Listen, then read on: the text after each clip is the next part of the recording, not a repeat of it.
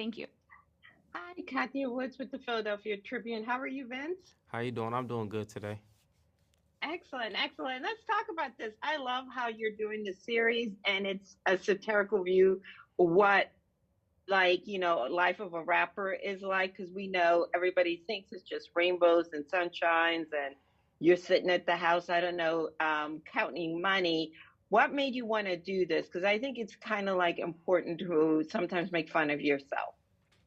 I think like you said, we all have this preconceived notion of what life is supposed to be like when you reach a certain level of success, and success is only defined by your surroundings. So, something that might seem like it'll take you out of this environment and put you in, I guess, the best possible situation. It's not always the case.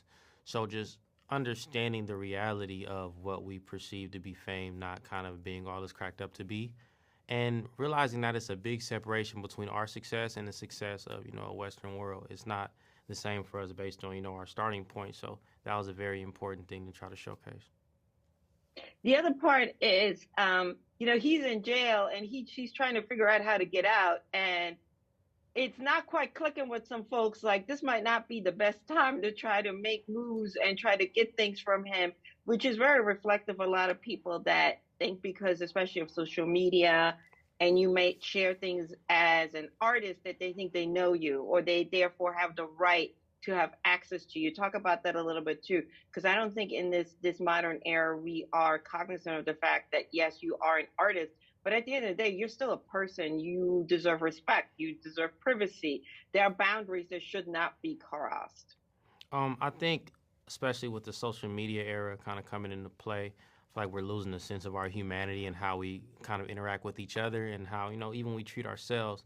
So it's a very real thing that we all go through. Like, there are always going to be times to where kind of people neglect how we're feeling and what we're currently going through if they're in need for something, or if they want to have something as simple as a conversation you're not prepared for, and not separating Vince the character and his fame from something that an average person goes through day to day was important for us, because we're all kind of living in the same pot. These boundaries and these lines that we've created are imaginary.